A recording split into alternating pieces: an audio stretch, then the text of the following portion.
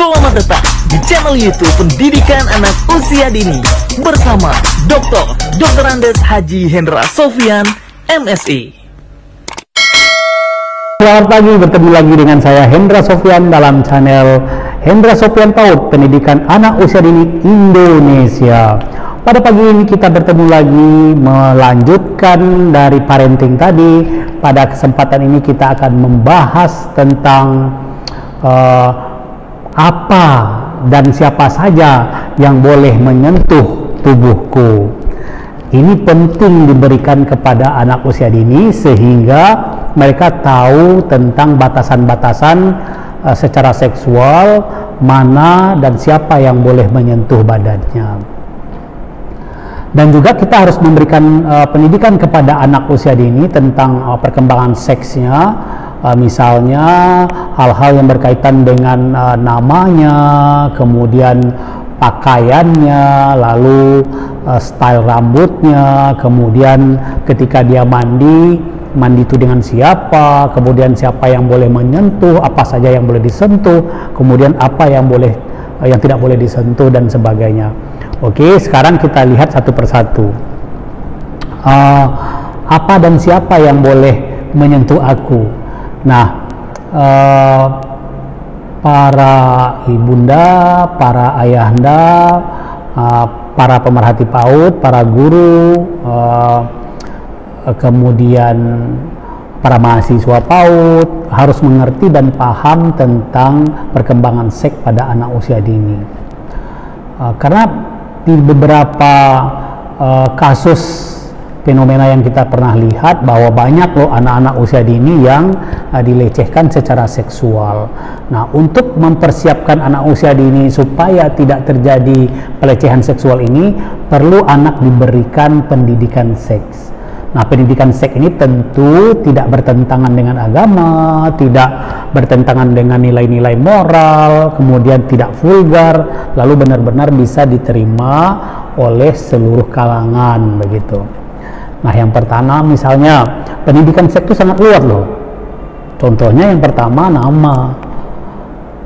Nah, anak bisa dijelaskan kepada mereka atau kita bertanya, "Dek, nama kamu siapa?" Misalnya namanya Anton, atau namanya tadi Akbar, atau namanya Azhar. Nah, ketika dia bernama Azhar misalnya, dia tahu bahwa dirinya itu laki-laki. Misalnya ditanya, kenapa nama kamu Adesahar? Kenapa tidak Wati? Nah, pasti bisa dia menjawab, iyalah kami kan laki-laki. Kalau Wati kan nama perempuan. Jadi dari sisi nama saja anak sudah paham dia sebenarnya gendernya itu laki-laki atau perempuan. Kemudian pada anak usia dini juga baju atau pakaian atau style yang diberikan kepada mereka sebenarnya sudah tahu bahwa dirinya itu laki-laki atau perempuan, terutama dalam memilihkan warna-warna pakaian. Bapak Ibu misalnya, kenapa kita cenderung membelikan baju untuk anak laki-laki berwarna yang tidak ngejreng, misalnya warnanya cenderung warna biru, warna coklat, mungkin warna hitam bagian bawahnya gitu loh. Kemudian warna-warna yang soft yang tidak terlalu mencolok begitu, mungkin warna putih. Tapi kalau perempuan kita cenderung memberikan warnanya pink fanta, ungu, kuning, dan berwarna-warni begitu. Nah, kenapa hal itu terjadi? Karena memang pada budaya kita atau di mana saya sama bahwa ketika anak berkelamin tertentu, perempuan atau laki akan seiring dengan warna-warna yang dipakainya atau baju-baju yang dipakainya. Misalnya baju perempuan mungkin baju-baju terusan dengan model-model yang lucu-lucu, sementara laki-laki celana, kemudian baju atasan, kemudian kombinasi warnanya tidak terlalu ngejreng gitu. Itu yang pertama. Nah, yang kedua misalnya style rambut. Nah, anak laki-laki tentu rambutnya itu lebih stylenya itu pendek. Tetapi anak perempuan mungkin dipanjangkan, lalu dikepang, dan sebagainya.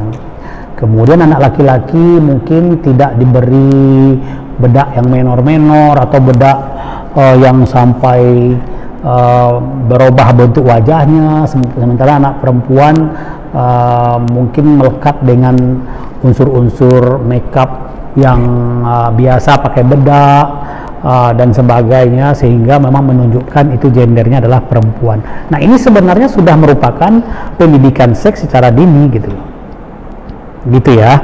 Kemudian yang keempat itu ketika anak itu tadi dalam kehidupan sehari-hari, ketika dia mau melakukan buang air besar atau buang air kecil tadi, kita sudah terbiasa mengajarkan ketika anak kita laki-laki, kita bukakan resletingnya, kemudian mengeluarkan burungnya, lalu dia bisa kencing sambil berdiri.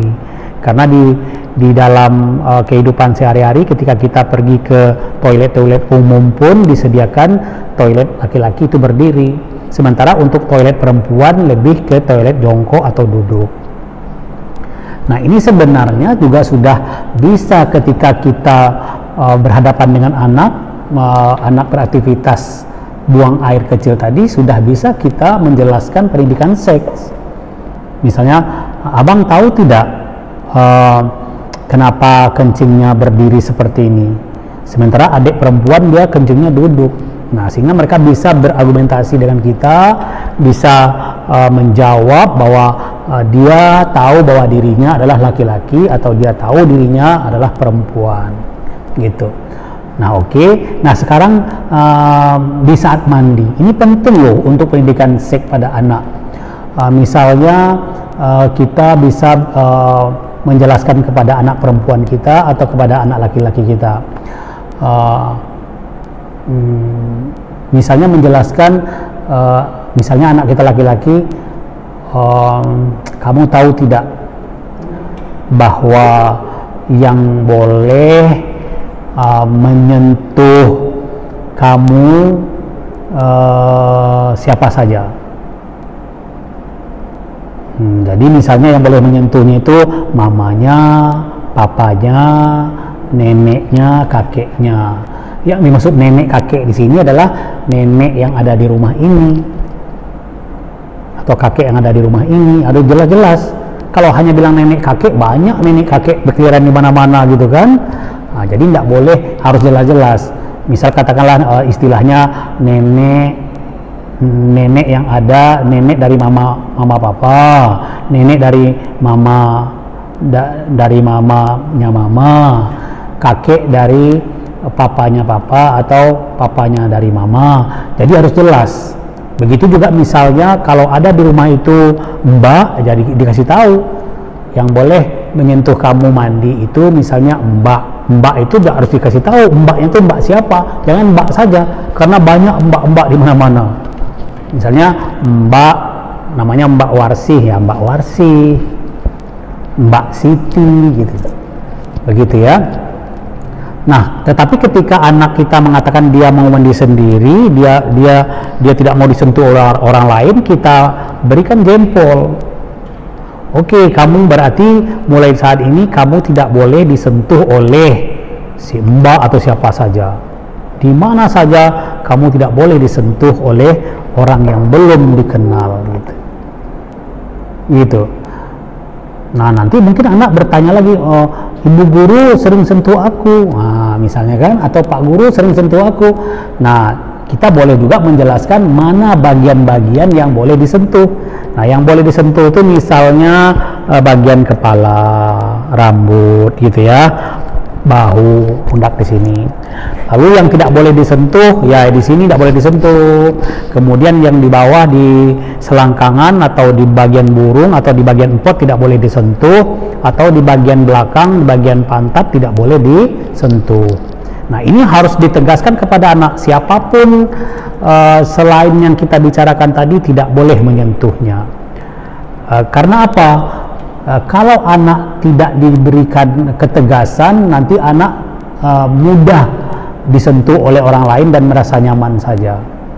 Nah, lalu mungkin kita perlu menjelaskan akibat-akibatnya atau kenapa tidak boleh disentuh, begitu ya. Karena anak usia dini ini kalau tidak dijelaskan secara jelas, dia sulit menangkap makna-makna yang tersirat. Dia betul-betul makna-makna yang jelas, yang pasti, yang betul-betul mereka paham, itulah yang mereka tangkap. Nah, gitu loh. Misalnya tadi ketika kamu di luar, misalnya ketika kamu di luar rumah, tidak boleh disentuh oleh orang lain. Yang boleh menyentuh kamu di rumah ini adalah apa-apa mama, Mbak Siti misalnya gitu, begitu. Kemudian juga ada perlu dijelaskan kepada anak usia dini juga, jangan sampai anak itu mudah sekali dekat atau lengket dengan orang-orang yang tidak dikenal. Jadi betul-betul dijelaskan kepada anak, tidak boleh akrab langsung, atau tidak boleh dekat, atau tidak boleh percaya kepada orang-orang yang belum dikenal. Apa yang harus dilakukan ketika anak bertemu dengan orang yang belum dikenal? Harus cepat-cepat tinggalkan orang tersebut dan kembali cepat-cepat ke orang tua atau kakak atau kakek atau nenek kita, atau bergabung kembali dengan ayah bunda. Jadi jangan sekali-kali dekat dengan orang yang tidak atau belum dikenal. Jadi pembicaraan kita hari ini bahwa kita berusaha bagaimana supaya anak usia dini kita ini dia safety atau dia selamat, atau dia betul-betul di luar sana atau di mana berada, anak tetap akan terjaga dan tidak mudah mengalami pelecehan seksual. Misalnya di sekolah misalnya, kalau anak mengalami kepengen buang air besar atau buang air kecil, lalu dijelaskan kepada anak tersebut dengan aturan-aturan yang ada di sekolah tentunya, apa yang harus dilakukan anak ketika dia mau buang air besar dan buang air kecil. Misalnya dia harus ditemani oleh temannya atau ditemani oleh gurunya. Tidak boleh pergi ke toilet sendiri-sendiri saja, kecuali betul-betul di sekolah itu safety-nya sudah benar-benar terjaga, di mana di dalam ruangan lalu ada satpamnya, ada CCTV-nya, tidak ada area black-nya yang tidak terpantau, sehingga betul-betul aman pada anak kita. Jadi berusahalah kita sebagai orang tua untuk menjelaskan kepada anak usia dini ini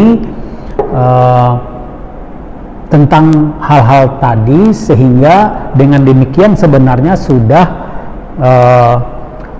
mendidik mereka, memberikan mereka pengetahuan tentang perkembangan seks mereka gitu. Jadi ini yang bisa saya sampaikan di dalam pendidikan seks, tentang apa dan siapa yang boleh menyentuh aku. Nah, kalaupun di luar yang konteks kita bicarakan ini ada yang berbeda, mungkin yang boleh menyentuh, ini harus dibicarakan ke anak sedemikian rupa sehingga betul-betul anak paham dan mengerti, dan tidak terjadi lagi anak gampang untuk dilecehkan oleh orang lain. Sekian Bapak, Ayah, Bunda, Bapak dan Ibu dosen serta mahasiswa. Sengaja saya buat video singkat-singkat sehingga lebih mudah kita memahami satu-satu terhadap parenting ini, karena nanti akan banyak lagi kita akan membuat video-video baru. Wabillahi taufiq wal hidayah. Wassalamualaikum warahmatullahi wabarakatuh.